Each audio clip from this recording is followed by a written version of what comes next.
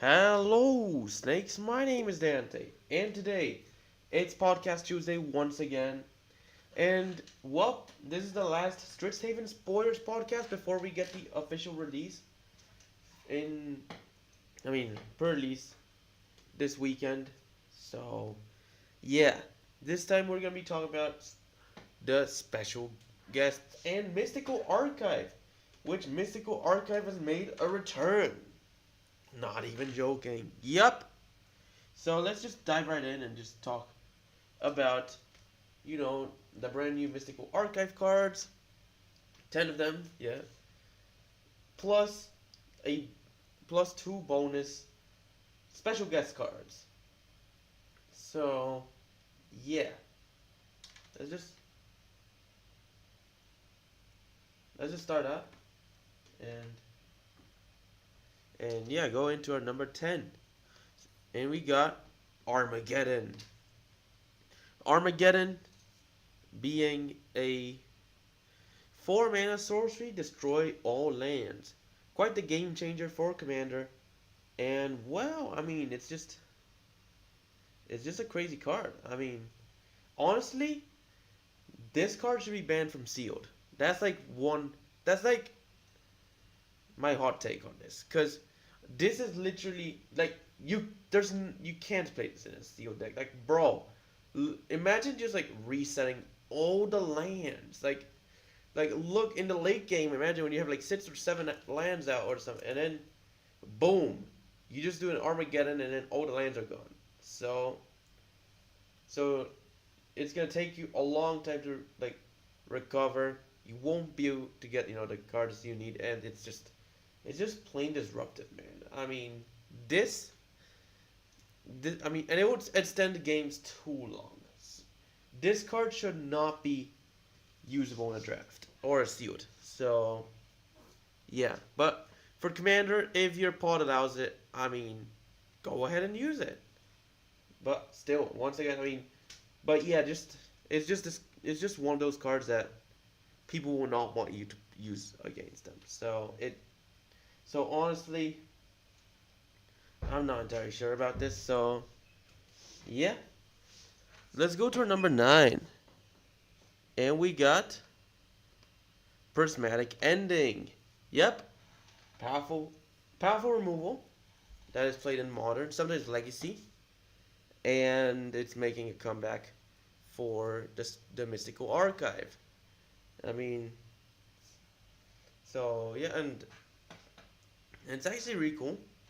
It's so, and the cool part about it is that if you get it, you can. It's actually usable for a sealed due to the fact it's a removal. It's a powerful one.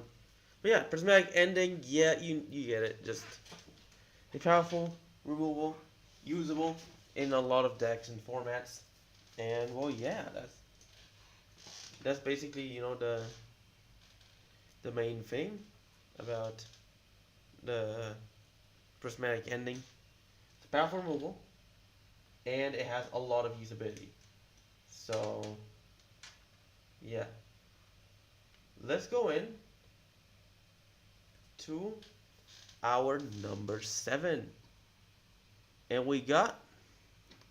No, number 8, my bad. Cyclonic Rift. Yep. A really powerful commander, board wipe, is coming back. It's for 2 mana, you can just bounce 1 non-land permanent you don't control. But you can overload for 7 mana, allowing you to bounce everything that's not yours. Really powerful. So, yeah. That's basically the card. Really powerful. And yeah, I remember getting it from the freaking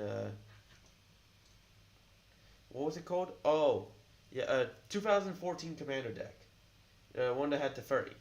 So, and it's actually really powerful. It's just crazy. Once I was about to die by decking out, and before dying, I freaking board wiped with a Cyclonic Rift. It was crazy. So, yeah. That's basically one of my favorites, and it's coming back as a mythic. So yeah, let's see if any of y'all get it.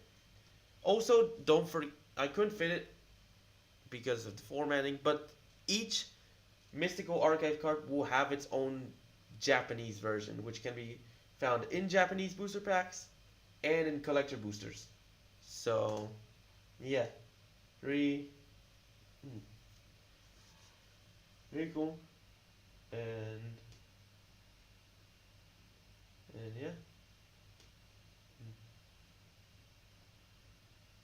that's basically the the card. Really powerful board wipe. And now let's just go into our numbers. 7. This time for real. Force of Will.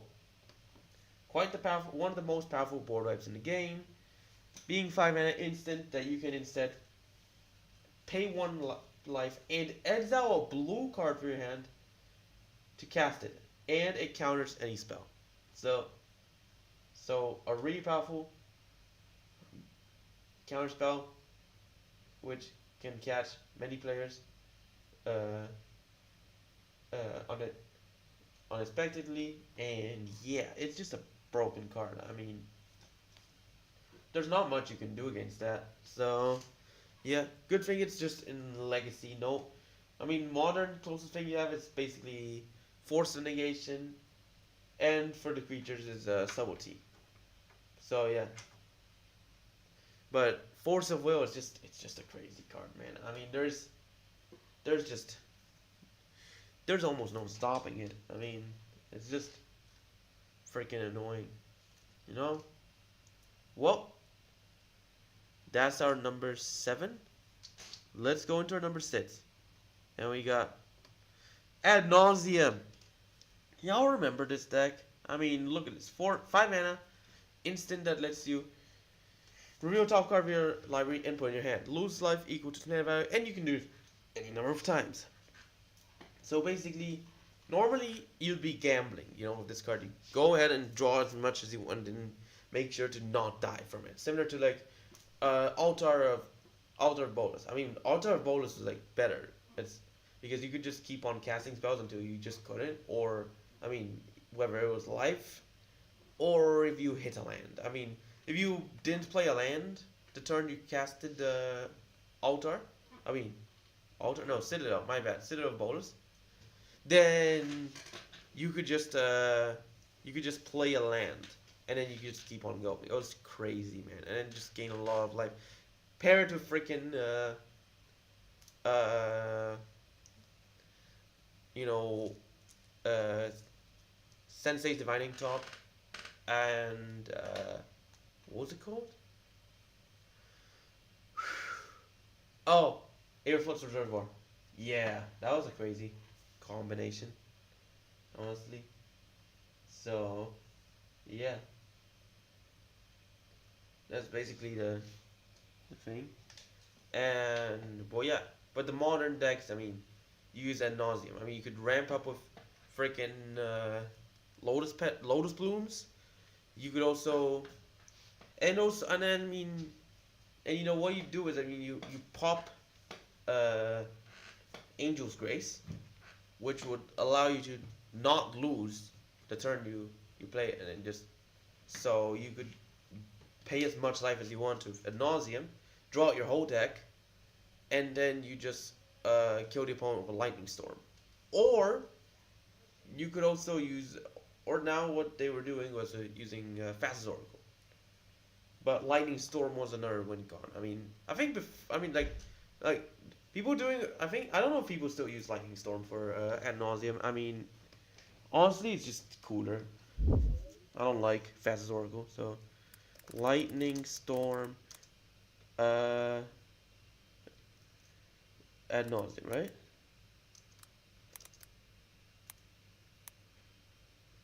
Ad nauseum. I think it's called, yeah. Was that card called Lightning Storm? I think it was called Lightning Storm. I may be wrong.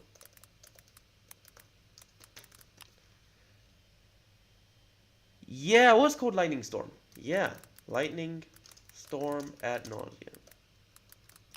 People still play this. Yeah, people still use, I mean, lightning storm. And in Legacy, people were using tendrils.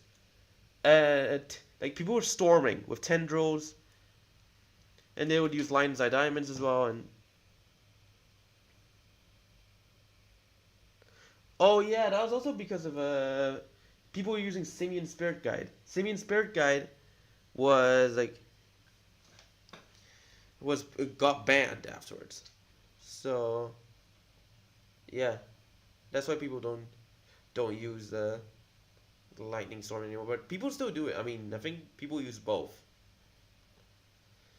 Because lightning storm's red, and fastest oracle's blue. So yeah. And with the rise of consigned memory that could counter the fastest oracle trigger, I mean it was just more likely to resolve a lightning storm than a fastest oracle. So yeah, let's go in to our number 5, and we got vampiric tutor. Yep. So the previous set had demonic tutor as a Strixhaven, as part of the Strixhaven archive. I mean, the mystical archive, yeah. And now we have vampiric tutor. I mean, demonic tutor is like the better one of the two, but vampiric tutor is still a really powerful card. I mean, allowing you to search for any card and put it onto your top of the library for just 1 mana and 2 life. Man, that was crazy. That's crazy. So yeah, that's vampiric tutor, just a classic, a really powerful classic, to say the least. Yeah, but I mean, both it and demonic tutor were banned in Legacy, restricted in Vintage, but their home is Commander. And it's similar formats, like Dual Commander and stuff. I mean, is it legal Dual Commander? I'm pretty sure it was, right? I don't recall playing this card in Duel, but I don't know. Vampiric Tutor. Vampiric Tutor, is it legal in Dual Commander? I mean, it's a game changer on Standard Commander. It's worth 2 points on Canadian Highlander, but is it Dual Commander? I mean, is Vampiric Tutor legal in Dual Commander? I mean, MTGO discontinued Dual Commander, so that's kind of sad. I mean, you can't play Deadpool on MTGO yet, but in July, hopefully, they'll release Deadpool in the main set, so it's banned. French Commander, huh?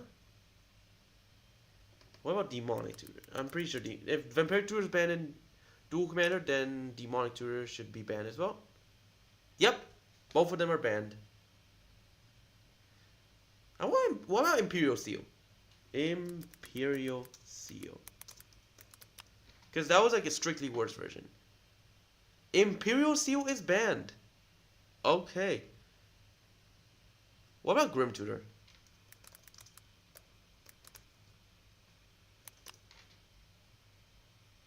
Yes, it is legal, but it's like, I mean, it's free mana and free life. Why would you use Grim Tutor, honestly? And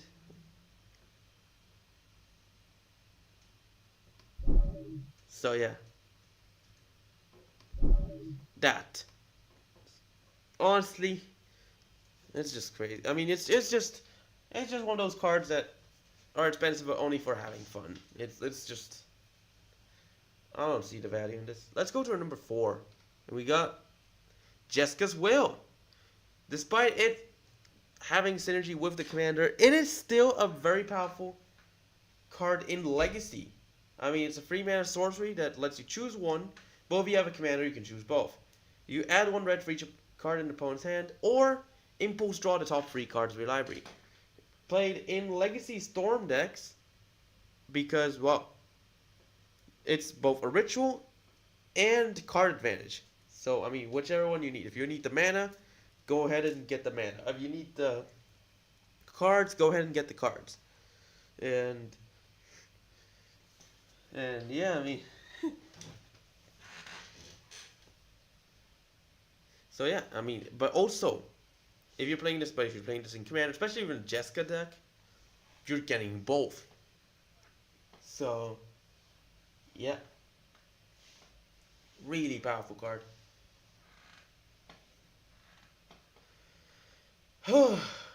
Alright, let's go in to our number 3. And we got Brotherhood's End. Another powerful red card. So 3 mana sorcery that lets you deal 3 damage to each creature and each planeswalker, or destroy all artifacts with MV 3 or less. So yep, just, you know, a very powerful board wipe that can just wipe out lots of stuff. I mean, it's just a strong card. I mean,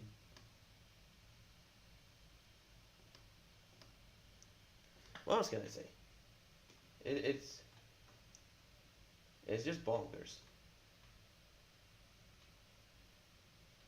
And well, there's a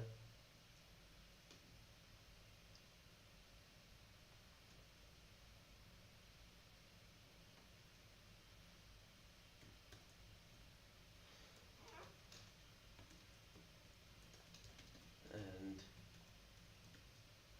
yeah, that's the Brotherhood's End. Really powerful. It was playable in Standard before, but now it's just Pioneer, Modern, Dual Commander sometimes runs it. But yeah, it's just that's just about it. Well, let's go in to our number 2, which, so y'all have noticed I've put like two cards for each color. Well, this is I've only put 1 card for green because there will be a green multicolored card for the last one. And honestly, Triumph of the Hordes is quite a surprising one to see, because it's a mythic, and usually these cards are either, you know, like they usually tend to like upgrade the rarity. So, you know, like commons would get upgraded to uncommons, and then the uncommons would be uncommon or rare. Rare cards would remain rare or become mythic, and then mythics would remain as mythics. But Triumph of the Hordes was originally an uncommon. So why did it get upgraded to mythic? I mean, look at the card and see for yourself. 4 mana sorcery until end of turn. Creatures you control get +1/+1 and have trample and infect? Buddy, this literally demolishes so many Commander games. I mean, it's just a powerful win con. It's practically, it's just, there's so little things that stop it. So yeah, I don't know. I mean, I think it's reasonable that they made this a mythic. I just think that whoever made this an uncommon earlier was not being reasonable. I mean, this should have been. I mean, Overrun.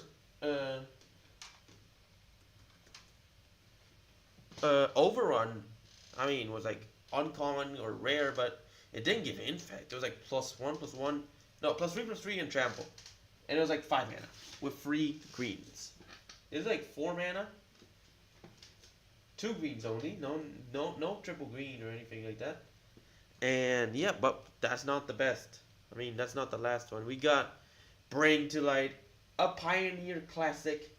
Yep, 5 mana sorcery with Converge that lets you search for your library for a creature, instant, or sorcery card with mana value less than or equal to the number of colors. Spend to cast a spell, exile it, and shuffle. You may cast it for free. Basically, yeah. It's you Converge, and you just use it to either bring in the Visit, which is a Wooburg for 5 mana and stuff, or you use it to bring in Tybalt. I mean, you search for 2 mana Valky, and then cast the Tybalt side. That's like 7 mana. So you could just like do a ramp or something, and it's just a crazy card. I mean, kind of surprised they left it at rare because it was originally a rare. But sadly, that's because no one plays Pioneer anymore. If Pioneer was still playable, usable, they'd bump this up to Mythic. But hey, Wizards, you're the guys running the game. Let me, let me freaking use this. I mean, bro. Anyways, now it's time for our special guests. So we have, for one, Sylvan Library. Many of them are many of the cards are like library or book based. But Sylvan Library is a really powerful one, which is getting a comeback for 2-mana enchantment. At the beginning of your draw step, you may draw 2 additional cards, but then for each card you've drawn this turn, for each of the cards, wait, they eroded it? I remember you could draw up to 2 additional, but who wouldn't? You could draw 2 additional cards, and then from, and then this turn, you can choose like 2 of those cards,